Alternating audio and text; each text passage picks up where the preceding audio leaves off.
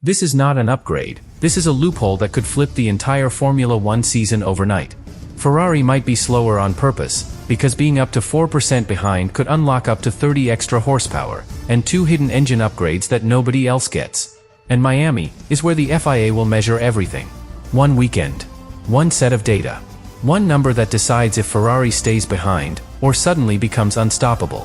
Because if they cross that 4% line, everything changes. At first glance, Ferrari looks like the second fastest team. Close, but not close enough. A podium here, a solid result there, always just out of reach of Mercedes. But that surface story hides something much deeper. Because in 2026, performance isn't just about being the fastest. It's about where you sit relative to the fastest. That's the key difference.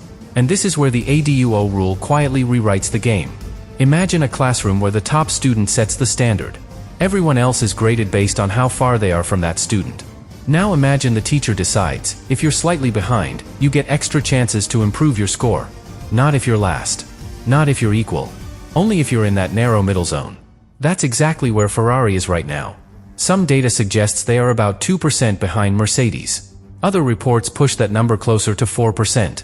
And that tiny difference decides everything. Because 2% gives you 1 extra engine upgrade. But 4% puts you right on the edge of unlocking 2. That's double the opportunity. Double the potential gain. And in real terms, that could mean jumping from being slightly behind to suddenly fighting for wins on pure pace. But here's where it gets even more uncomfortable. That percentage is not based on what fans see. It's not based on lap times alone.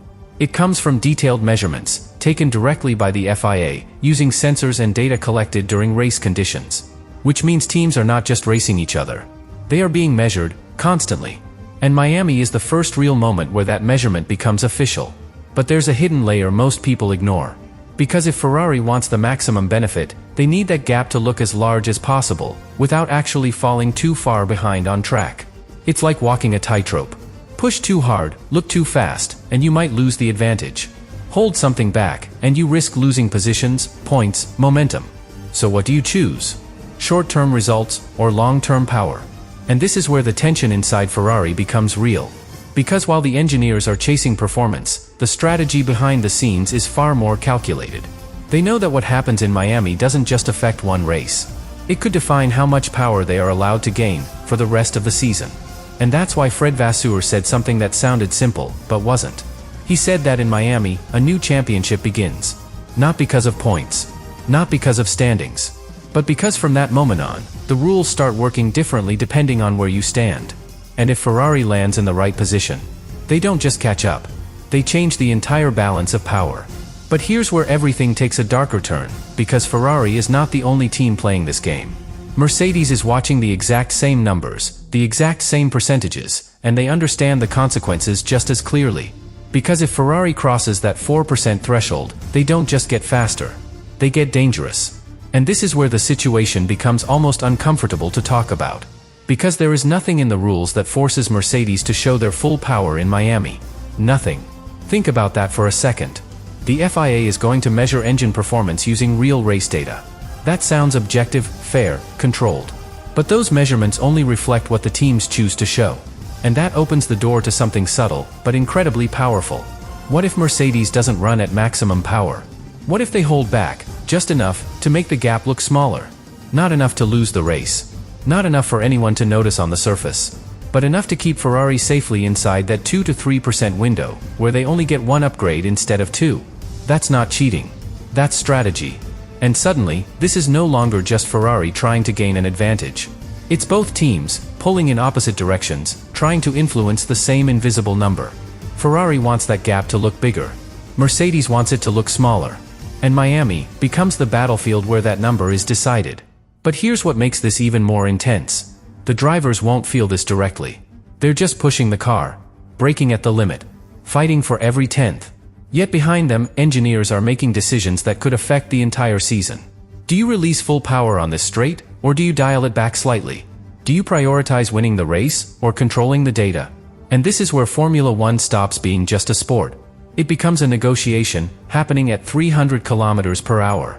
Because once the FIA locks that percentage after Miami, and confirms it after Monaco, there is no going back. That number becomes reality. It decides how many chances Ferrari gets to improve their engine.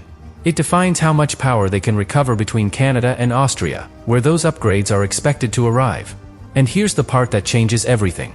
We're not just watching who wins in Miami. We're watching who controls the future. Because if Ferrari wins the data battle, even if they don't win the race, they could come back later in the season with a completely different engine.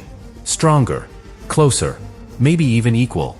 And if that happens, everything we thought we knew about this championship starts to collapse. But while all of this is happening in the shadows, Ferrari is preparing something much more visible.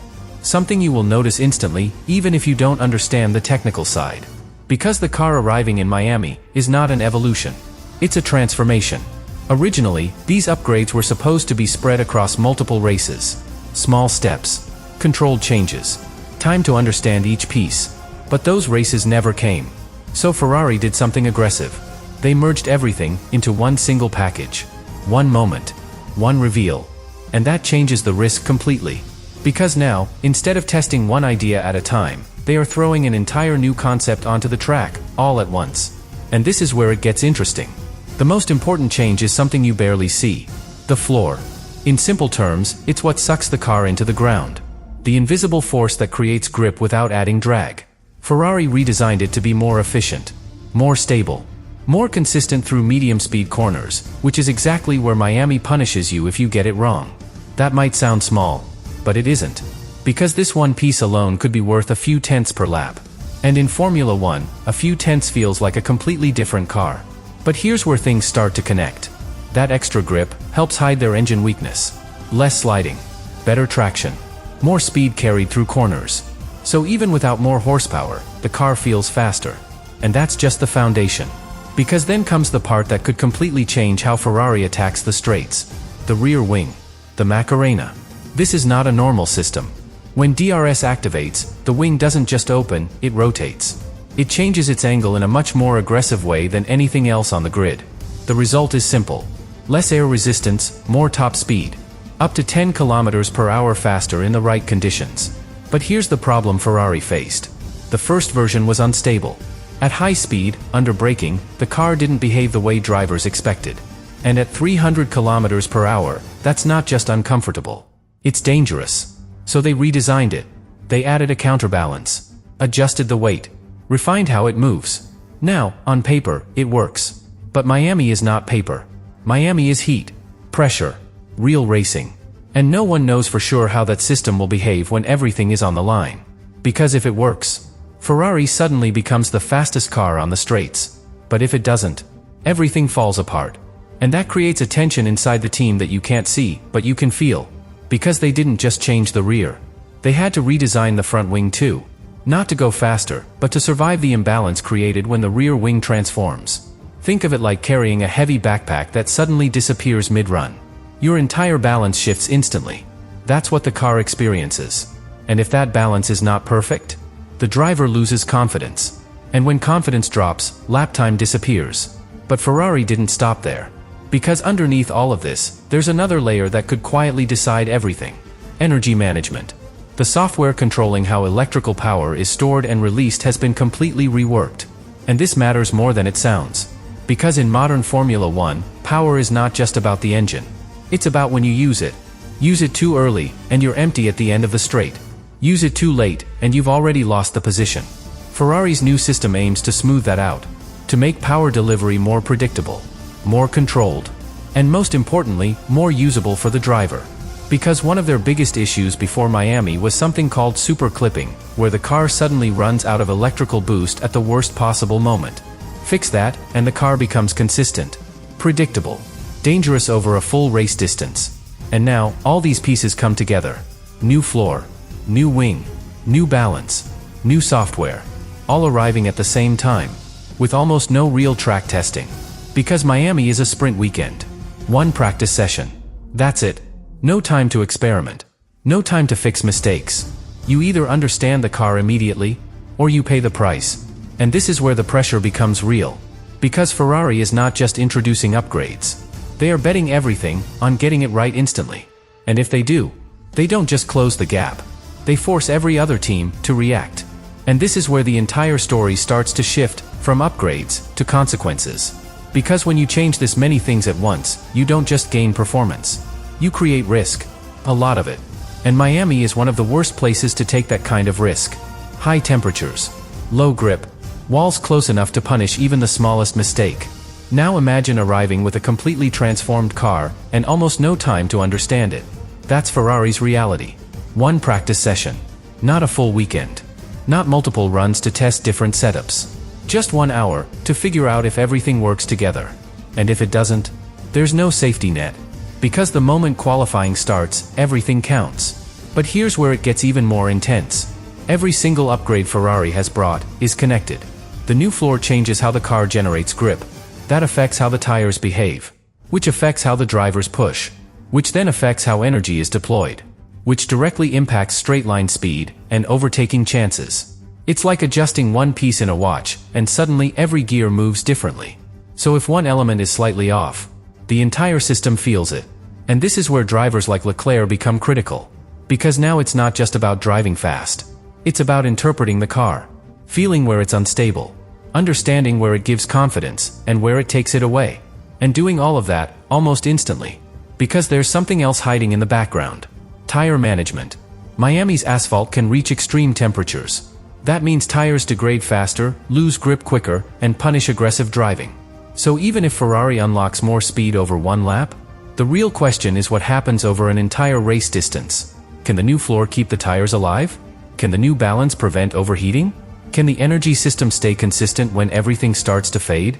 Because this is where races are actually won. Not in one perfect lap, but in the laps where everything starts to fall apart. And this is exactly where Mercedes has been strongest. Consistency, control, experience under pressure. So even if Ferrari suddenly becomes faster, even if they take pole position, that doesn't guarantee victory. And that's what makes this moment so critical. Because now we have two completely different strengths colliding. Ferrari, with a bold, aggressive, all-in upgrade. Mercedes, with stability, precision, and control of the situation. And right in the middle of that clash, there's one final variable that nobody can ignore. The heat. Because heat doesn't care about upgrades. It doesn't care about simulations. It exposes weaknesses. If cooling isn't perfect, performance drops. If energy systems overheat, deployment changes. If tires go beyond their limit, grip disappears. And Ferrari knows this. That's why they redesigned the side pods. To manage temperatures across the entire race. But again, this hasn't been tested in real racing conditions yet. So we are about to see something very rare in Formula One. A top team discovering its true performance live in the middle of a race weekend. No filters. No guarantees. And this is where everything connects back to the beginning. Because while Ferrari is fighting to make the car work, while Mercedes is managing what they show, the FIA is watching, collecting data, measuring power, calculating that percentage. And once that number is locked in, everything changes. Not just for Miami, but for every race that comes after. Because if Ferrari gets this right, they don't just survive the risk, they turn it into the biggest advantage of the season. And if they get it wrong, they don't just lose a race, they lose the opportunity to change their future.